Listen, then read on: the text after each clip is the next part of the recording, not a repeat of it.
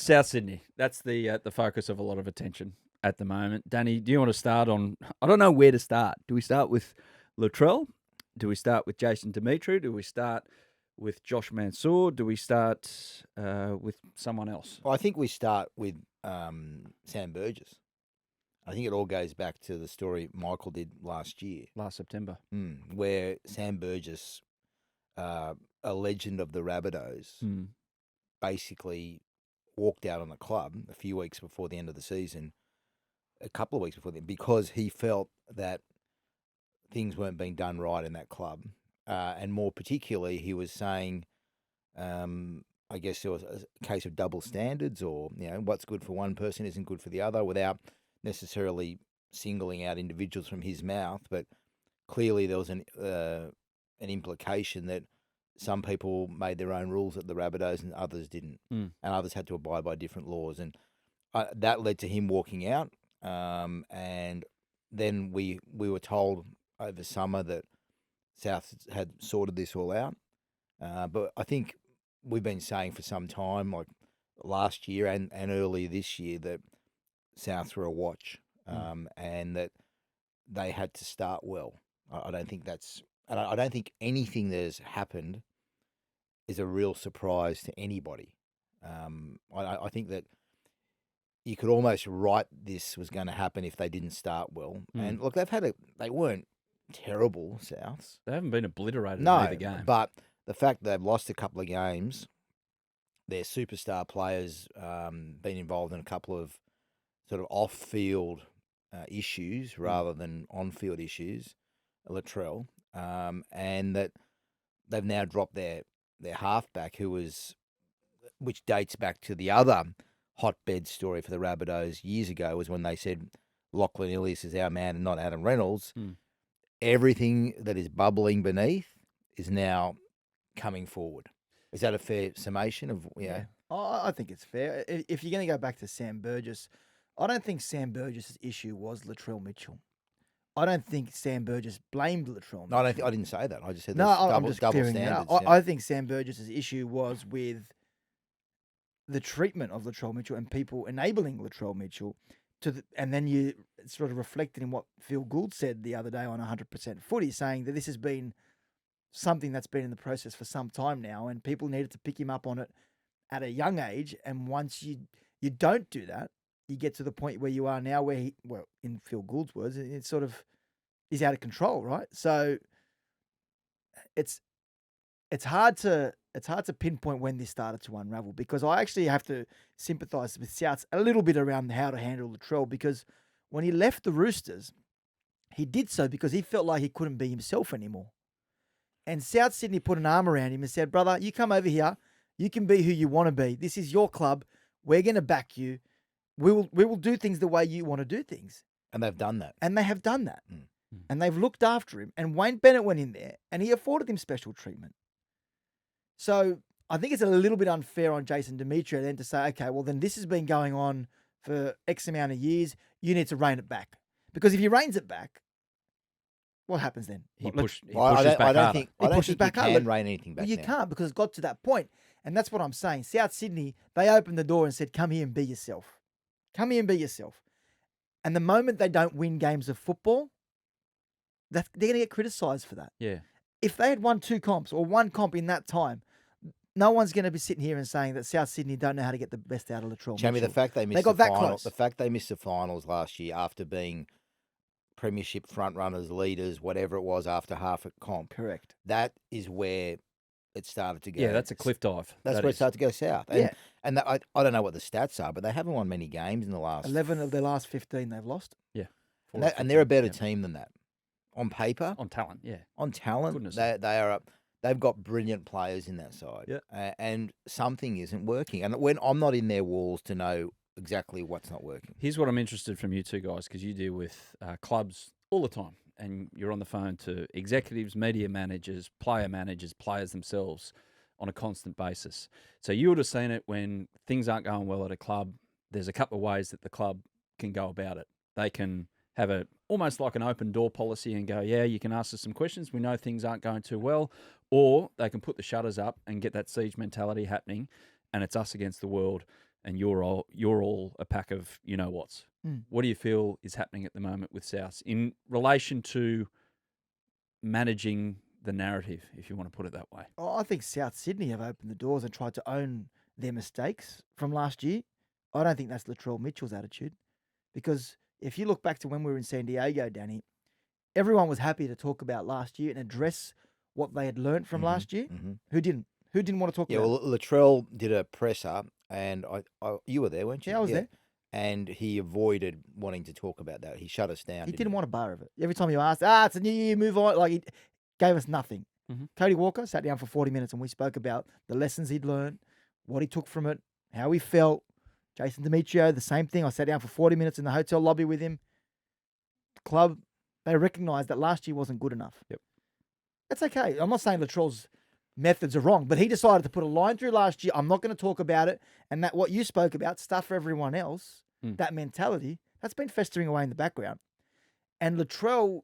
You get the feeling that he wanted to use that so he could then let his motivate football do himself. the talking and then throw it back in people's faces by Correct. being the Dalian medalist, for instance. I agree. But unfortunately, the football hasn't done the talking in the first 2 weeks. But he hasn't played Latrell's badly. done the talking off field. He hasn't played badly. He hasn't. No. He hasn't played badly at all. He was really good that first 60 minutes against Manly. But then he put and people will say it took a lot of courage for him to come out and stand up for Ezra Mam and call out Spencer Leniu. 100%. But then he puts a target on his back by doing so, though, right? There's a lot with Latrell to unpack, but where he went wrong in that instance and what's pissed the NRL off in a big way. Don't swear, please. Oh, sorry. It was annoy the NRL in a big way, is the fact that he was calling for a greater sentence than people were suggesting should be that. And that's where he stepped over the line. I think everything before that, to go hard and defend Ezra in a very difficult situation for him was noble. And that's what he's best at. And that's where he has got a huge amount of respect from people like you, people like me, Adam. We all respect that. Not everyone does that. Danny. Well, I do. Okay, sorry. I'm saying us But three. you saw the commentary, the reaction. People have a mentality that you should shut up and play. That's not right or wrong, but people do, right? Well, so when he comes out then and doesn't, and he wants to be so vocal, and a week after gets himself in hot water, dropping F-bombs on radio and talking about his 100th try, that target you put on your back, everyone's coming for you. I respect what he did before that. The stuff with the swearing, that was just stupid. And he recognised that. He put a knows. social media post out. Well, to I don't say, even know if he did. No, he didn't apologise. This is the thing. He said no intent to move on and no intent. No intent, no malice, move on. Now, I'm not comparing what he did to Spencer Leniu for 1 second, but wasn't that what they were up in arms about with the Roosters and Spencer Leniu after the game when he said it's fun and games, move on, what happens on the field stays on the field? I think they're two. They are two completely different things, universes, but that is. he didn't apologise. He didn't apologise for it. And I've got no issue with the, like, he shouldn't have swore. I'm not sitting here saying I'm grossly offended and what a moron. No, I'm not saying that at all. But if I'm a South Sydney fan, and which I know a lot of, I'm looking at the comments after where he's saying, yeah, I'm happy I'm celebrating my 100th try tonight. That's where it went wrong in that instance as well. Well, that then goes back to the narrative that has been going around for some time that he just doesn't care enough. That it's a selfish mentality. I think he does care, mate. I think he does care too. I think he cares But enough. the optics He in this cares is the his point. This is the point I'm trying to make. The optics with Latrell Mitchell right now, people say, oh, it's only optics, who cares? No, they do matter. Because 6 months ago, a club legend walked out on the club because he believed the club weren't holding you to account, double standards, you were getting special treatment, right? So then automatically people think that you're not putting in, that you aren't giving it like everyone else is. So then when you come out and say, oh yeah, we're 0-2, but I'm happy about my 100th try, it's a time to celebrate, those same people who are questioning your commitment, the alarm bells start ringing. And then I'll mention 100% footy, and I want to provide context to it. The fans only care about winning or losing. You're out at 2 a.m., and I mentioned it. He did nothing wrong. He wasn't drinking. He was hanging out with friends. Set the scene. You've just jumped into it. You've got to set the scene a bit more. So what happened with Latrell at 2 a.m.? I'm saying that I mentioned 100% footy that he was out at a nightclub in Las Vegas at 2 a.m. 2 nights before the game. He did nothing wrong. No drinking. Didn't break any rules. Okay? He was with friends. It was a controlled environment. No issues. But what I'm saying is when people around you are thinking that of you and are questioning you and need you to deliver because everyone around you is under so much pressure because of you and what people think of you, the smart option there is to stay in bed. I think he told people that he couldn't sleep. 2 more nights, Latrell, stay in bed, then go out after the game. Now, nothing came of it. Nothing was wrong. But there's 15,000 Australians and thousands of South Sydney fans in Las Vegas, some of them who saw you in that club. In the same place. The smart decision. And he doesn't care about the optics, though. But the optics look bad. Don't you agree? Yeah, I agree the optics are bad. And when you say he doesn't care, I reckon deep down he does care.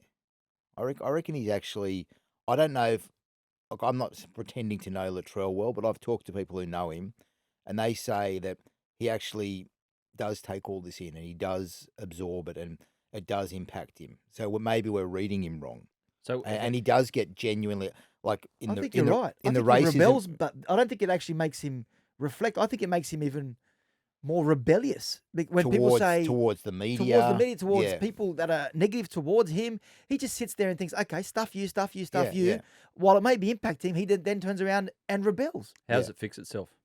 That's the important thing for South. Oh, like if we're sitting here in 2 weeks speaking about the same kind of thing. Well, you know how they beat the Roosters. They beat the Roosters. He scores a hat-trick. Doesn't matter how he plays. They beat the Roosters. Full stop. The noise starts that stops a lot of the noise instantly. And I remember other players have been in situations where they've been under intense media scrutiny, being hammered, and they come out and they play a blinder, and everyone ends up with egg on their face. And I reckon this sets up for Latrell to have the game of his life. Can I say about Latrell? Like we've spent a lot of time with him over the years, and we spent a bit of time with him in San Diego. Latrell Mitchell, I don't think Latrell Mitchell's a bad person. I actually enjoy his company. We spent some time with him at Torrey Pines when they were playing golf. Mate, he's a crack up. Like the guy's a good bloke. How does he hit him? Not very well. Well, he judging by the first shot we filmed, it wasn't very good. But he hits him pretty well. Yeah. I'm not saying Latrell is a bad person. I think there's almost 2 different Latrell Mitchells. I agree with that. The one you see behind closed doors with his teammates, charismatic, having a laugh. Mate, it's an infectious personality. I would like to be around him and see. I enjoyed seeing that. But there's also the Latrell Mitchell who has his guard up, and as you said, stuff for everybody else mentality. And I don't think it does him any favours. I don't know. I don't know if we really know him. That's the thing. I don't know if he lets anyone really know the bloke that he is. Because he's hurt. Yeah, I don't know why, but I'm just saying I don't know if he doesn't trust a lot of people, doesn't like a lot of people. I don't know what it is, but I don't think he lets people in. And it's hard to get beneath that. You're cracking the shell. I can't crack it. I don't know if you can, but I don't know if you can. No. I don't think anyone in the media has, and I think he's. It's a tough one. Or maybe he needs to be more vulnerable about the person he actually is, and I think he's tried that. I think he's tried that, mate, and he got cops that the in his criticism. personality. It's not going to happen. People can change. Mate, No, I don't think you're going to change perception. But we don't know what his life was like when he was a teenager, for instance, rocking up to school. Well, I reckon it would have been pretty hard. Yeah, we don't know, for instance. And that's where maybe his personality is formed in some senses. Maybe it's earlier than that. Maybe that's why it's got the shell that you're talking. Yeah. But the key word that we're using here is maybe, because we don't know. No. And I don't think we'll ever know because it looks like he's actually. I want to really like him. I want to support the things he does. I mean, I covered Chock Mundine's entire career, and I stood by him as he went hard after people for races. He was the pioneer in Australian sport in terms of going after people when it comes to these things. Even he's blooming with Latrell. Yeah. And even he's taken aback by everything that's being said. And you liked Anthony because he basically gave you a Sunday column for 10 years. No, but I liked what he stood for as well. He made you. He made you. Or did you make him? Why do I have to deal with peanuts? I don't know. All I'm saying from a step back, you guys are involved with it day to day. I'm not involved with it day to day. I look at it and go, you know what? I'm just an average fan of footy. I love my team, Manly. I like watching superstars like Latrell. There's no skin off my nose if his personality isn't marrying up to certain standards of other fans or whatever like that. He's a human being. He can be what he wants to be when he wants to be. Now, I get it that he dominates, though. He really... Yeah. Inside the confines of a team environment, if he's not conforming to that team environment, and that's where it's going to be issues. If they're pushing one way and he's going off in another direction type thing, I get it, but it's no skin off my nose. I think Gus hit the nail on the head. Life. If you want respect, you need to show respect. And I think the public feel like Latrell Mitchell doesn't show respect. One thing I will know this weekend after the Roosters game is that if Latrell has a stormer, Triple M won't be filming his interview on the field. That's your fault, Chammy. this is more a media story. So, okay, eyes might glaze over if you're looking to have some just pure footy content here. But there was an email sent from the NRL to radio rights holders reminding them of their responsibilities. This was on late Tuesday, I understand. Mm-hmm. So it was 1, 2, 3. One was a reminder you can't film in-game footage, which includes post-match interviews on the field. I get that. Channel 9, in Sports. response to Latrell Mitchell's interview Yes, with Ben Dobbin being filmed. Because it's been happening for 18 months and there's been no problems. But Which has since been removed from social yeah, media. exactly. But the Has it? Yes. yeah, the rights that these TV companies pay for to show vision of footy, well, that's a simple legal matter, and that's fair enough. Yeah. Number 2 was you can't go on now for 10 minutes until after full time. I think that's always been the rule. That'll last for a week. I think everyone has just said, okay, as long as you leave the guys that the television network want alone, then grab anyone else. And just to, I've done a couple sidelines for Triple M. You've done many more than me, Chammy. You always go up to the TV companies and say, who are you grabbing? Yeah. And we'll grab whoever else because you've got priority, and it's always worked that like. I don't do that. I go up to him and say, I'm getting this guy. You can get whoever I don't want. And then Typical arrogance. Tony Chammas, the floor manager, puts you in a headlock, which you deserve. Yeah. But number 3, I found really interesting. It's along the lines of you must paint the sport in a positive light, especially when interviewing players, or when controversial circumstances come about. That's just mad. People Now blow up this, about that. this is interesting. just- To be fair to the NRL, I think it's a generic. It's a generic clause in their contract. No one has ever enforced it. No. It's a copy and paste job from contract to contract when they're doing these rights deals. But I wouldn't have put it in their email though. If I was the NRL, That was written by George Orwell. That bit. The NRL would have known that was going to get leaked yesterday. I would have just removed that from there because it looked like they're blaming Triple M for what Latrell said and absolving blame. And Latrell Mitchell needs to own up to what he did as being wrong. Yeah. It's not Triple M's fault, but what it has done is piss South Sydney off. Yep. South Sydney have complained they shouldn't have been on the field even filming that, and Channel 9 have complained. Yeah. We work for Channel 9, and they pay big money for the rights to have all the video content for their games exclusively. So they're not happy about it either. Mm. You can understand that. But to put that clause in there or to remind them that they need to None of us be should have a positive job. about the game, mate, please. 100% footy. That wouldn't be a 100% panel footy's show become anymore. 6% footy.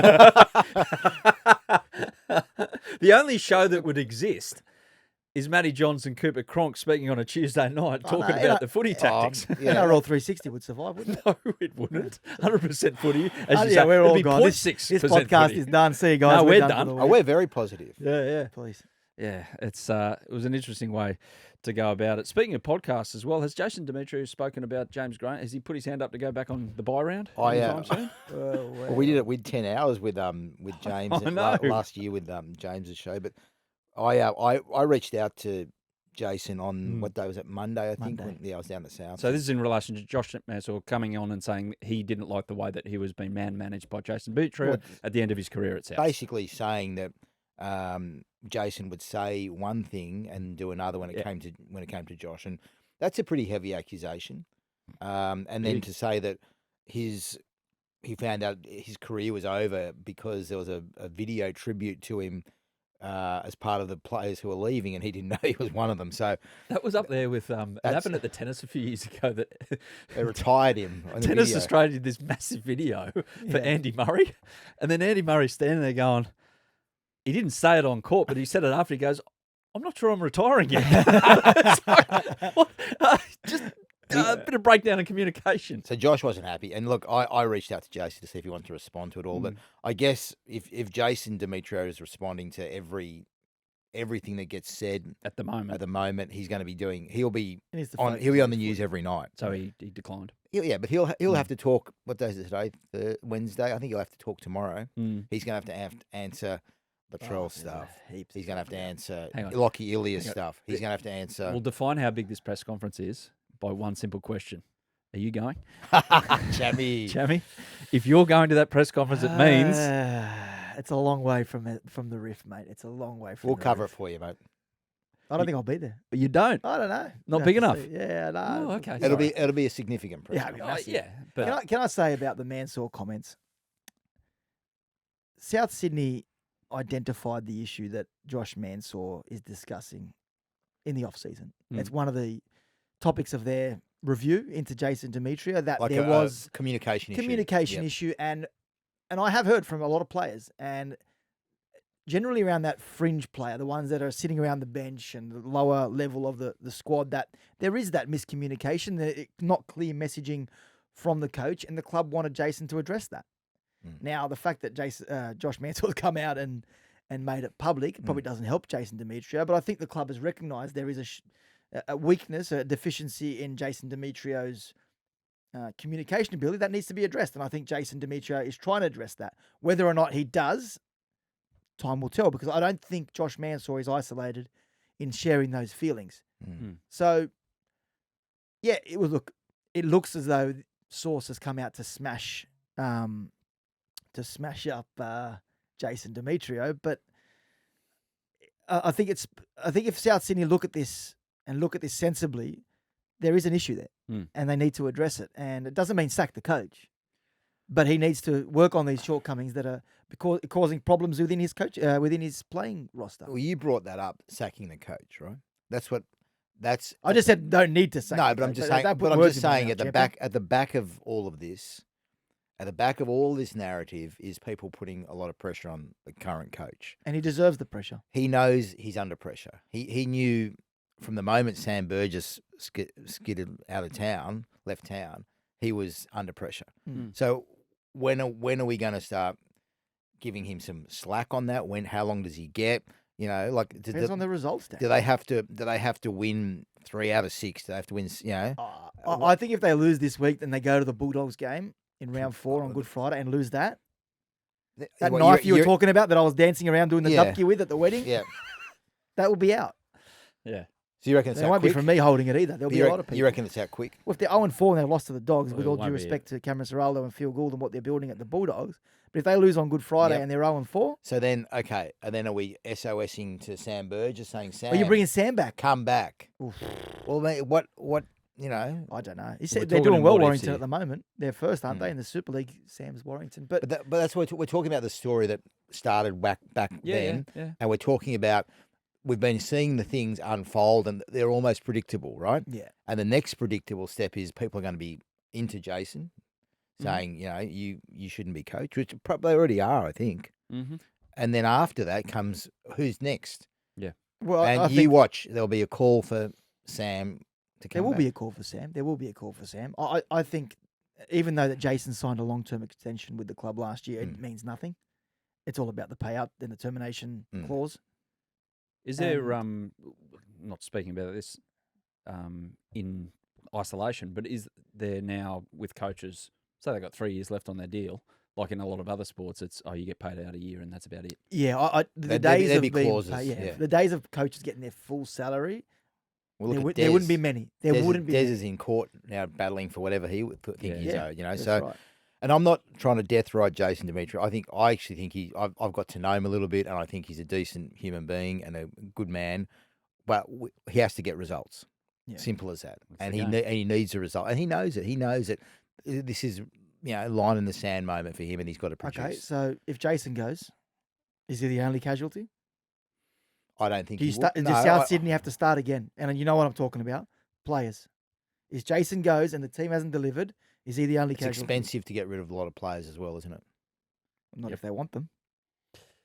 Huge weekend ahead for South Sydney Rugby League Football District Club, whatever it's called, the Bunnies, at the Roosters, Friday night, Allianz Stadium. Few eyes on it.